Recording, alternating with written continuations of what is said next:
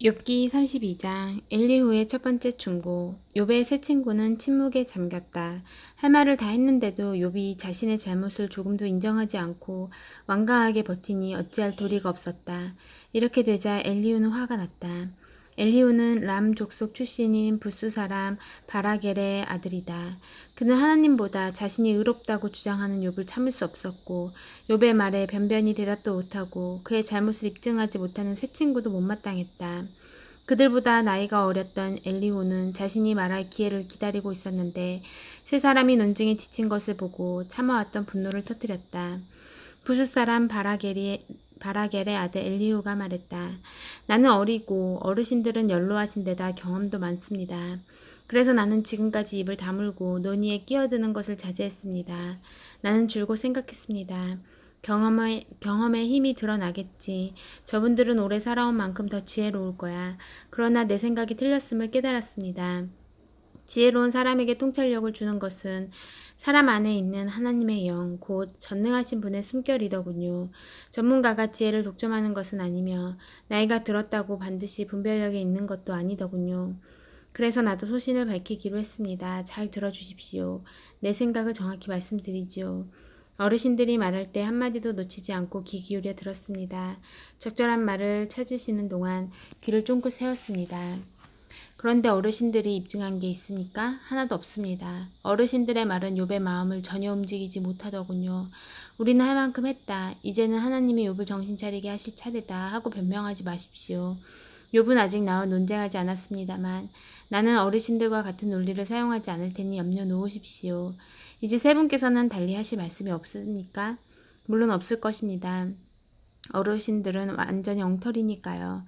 어르신들이 하던 말을 딱 멈추었으니 내가 더 이상 기다릴 이유가 없겠지요. 내 의견을 말할 준비가 되었습니다. 그렇습니다. 내가 말할 차례입니다. 때가 되었습니다. 나는 할 말이 많습니다. 당장이라도 속에서 터져 나올 것 같습니다. 땅 밑에 용암처럼 끓어오릅니다. 폭발 직전의 화산 같습니다. 속 시원히 속에 있는 말을 해야겠습니다. 돌려 말하지 않겠습니다. 진실을, 오로지 진실만을 말하겠습니다. 나는 누구에게도 아첨할 줄 모르지만 혹시라도 그랬다가는 나를 만드신 분이 지체 없이 나를 처단하실 것입니다. 33장. 욥이여, 내 말을 끝까지 들어주십시오. 부디 내 말에 귀 기울여 주십시오. 심사숙고한 내용을 말하는 것입니다.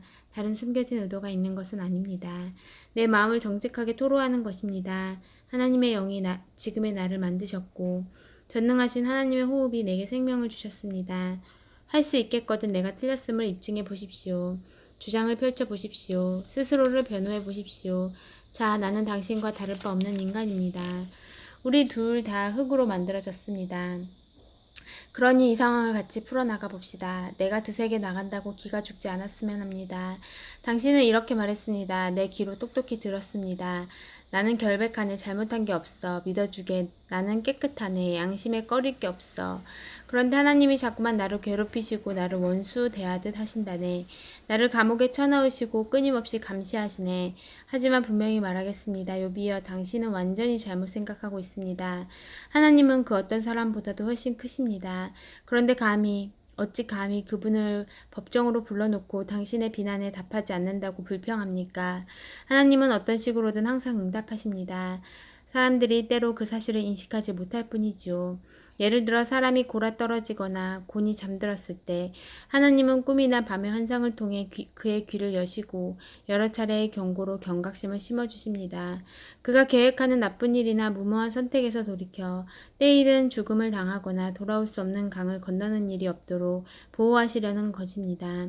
그런가 하면 그가 고통을 겪게 하시거나 병상에 드러눕게 하여 관심을 유도하기도 하시는데 그렇게 되면 그는 음식을 보기만 해도 질색을 하고 입맛을 잃어 평소 즐겨 먹던 요리마저 싫어하게 됩니다. 살이 빠지고 비쩍 말라 앙상하게 뼈만 남습니다. 죽음의 낭떠러지에 매달려 당장이라도 숨이 끊어질 수 있음을 깨닫게 됩니다. 그러나 그때라도 천사가 나타날 수 있습니다. 수천이나 되는 수호자 중 하나가 그를 위해 올 것입니다. 보냄을 받고 찾아온 천사가 자비롭게 개입하여 내가 그의 몸값을 받았다는 말로 사형 선고를 취소시킬 것입니다. 그러면 사람이 무슨 일인지 깨닫기도 전에 자신의 몸이 회복되어 건강을 되찾을 것입니다. 또 사람 자신이 무릎을 꿇고 하나님께 기도할 수도 있습니다. 하나님은 그것을 좋아하십니다. 사람은 하나님의 미소를 보고 그분과의 올바른 관계가 회복되었음을 깨닫습니다. 그리고 기뻐합니다. 그는 만나는 모든 사람 앞에서 하나님을 찬양하고 이렇게 증언할 것입니다. 난 인생을 엉망으로 살았지. 정말 무가치한 삶이었어. 하지만 하나님이 개입하셔서 완전히 죽은 목숨이었던 나를 구하셨어. 나 다시 살아났어. 다시 빛을 보게 되다니. 하나님은 이런 식으로 거듭거듭 일하십니다. 확실한 파멸에서 우리의 영혼을 끌어내십니다. 그러면 우리는 빛을 보고 빛 안에 살게 됩니다. 욥이여, 내 말에 귀를 기울이십시오. 아직 끝나지 않았으니 말을 끊지 말고 계속 들으십시오. 그러나 혹시 내가 알아야 할 것이 있다면 말해 주십시오. 나는 당신이 누명을 벗기를 무엇보다 바라니까요. 할 말이 없다면 잠자코 들어주십시오. 내 말을 끊어 혼란스럽게 하지 마십시오. 그럼 이제부터 지혜의 기본을 가르쳐 드리겠습니다. 34장 엘리후의 두 번째 충고. 엘리후가 계속해서 말했다. 훌륭하신 어르신들, 내 말을 듣고 생각하는 바를 알려주시기 바랍니다. 여기서 벌어지고 있는 상황을 제대로 파악하려면 머리를 맞대고 상의해야 하니까요. 이 정도는 누구나 다 아는 상식입니다. 누구나 맛을 느낄 수 있는 것처럼 말입니다. 들으신 것처럼 욥은 이렇게 말합니다. 나는 옳다. 그런데 하나님은 내게 공정한 재판을 허락하지 않으신다. 나는 스스로를 변호하는 자리에서 거짓말쟁이라는 소리를 들었고 잘못한 것이 없는데도 처벌을 받았다. 이보다 더 심한 말을 들어보신 적이 있습니까? 욥의 눈에는 보이는 것이 없답니까? 나쁜 친구들과 너무 많은 시간을 보낸 걸까요? 엉뚱한 무리와 너무 오래 어울려 다닌 걸까요? 그래서 하나님을 기쁘게 해드리려고 애써봐야 소용없다는 그들의 말을 앵무새처럼 따라하게 된 걸까요? 어르신들은 이러한 문제를 능숙하게 다루는 분들이니 나와 의견이 같을 것입니다. 하나님이 악을 행하실 리 없고 전능하신 분께서 잘못을 저지르실 리 없습니다. 그분은 더도 덜도 말고 딱 우리가 행한 그대로 갚으십니다. 사람은 언제나 뿌린 대로 거둡니다. 하나님이 악한 일을 하시거나 전능하신 분이 정의를 뒤덮으실 리 없습니다.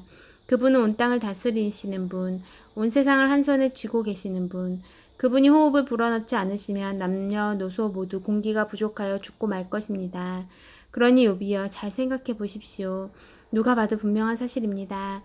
질서를 싫어하는 자가 질서를 유지할 수 있겠습니까? 당신은 의롭고 전능하신 하나님을 감히 비난하는 것입니까? 하나님은 언제나 진실을 말씀하시는 분, 부패한 통치자들이 악당이자 범죄자임을 폭로하시지 않습니까?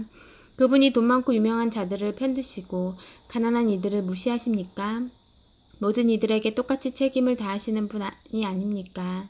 불시에 죽는 사람들은 그럴 만한 죄가 있는 것 아닙니까? 사악한 통치자들이 몰락하는 것은 피할 수 없는 운명 아닙니까? 대단하다는 사람들이 쓰러져 죽을 때 우리는 하나님이 배후에서 일하고 계시다는 것을 깨닫습니다. 하나님은 모든 사람을 살피시고 사소한 것 하나도 놓치지 않으십니다. 그분의 눈을 속이고 악을 행하는 자들을 가려줄 만큼 캄캄한 밤이나 깊은 어둠은 존재하지 않습니다. 하나님은 그들의 범죄를 입증할 증거를 더 모으실 필요가 없습니다. 그들의 죄는 명백한 사실이기 때문입니다. 그분은 고위 인사나 유력 인사들을 묻지도 않고 해임하시고 곧바로 다른 사람들로 그 자리를 채우십니다. 잘못을 저지르고 무사히 빠져나가는 사람은 없습니다. 하룻밤 만에 판결문이 서명, 봉인, 교부됩니다. 그분은 모두가 볼 수 있는 탁 트인 곳에서 악한 자들을 그 악한 행위대로 처벌하십니다. 그들은 그분을 따르지 않고 그분의 길을 더 이상 생각하지 않기 때문입니다. 그들의 배교를 알린 것은 가난한 이들의 울부짖음이었습니다. 억눌린 이들의 울부짖음을 하나님이 들으신 것입니다. 하나님이 침묵하신다 한들 그것이 당신과 무슨 상관이 있습니까? 하나님의 얼굴을 숨기신다 한들 어찌하겠습니까?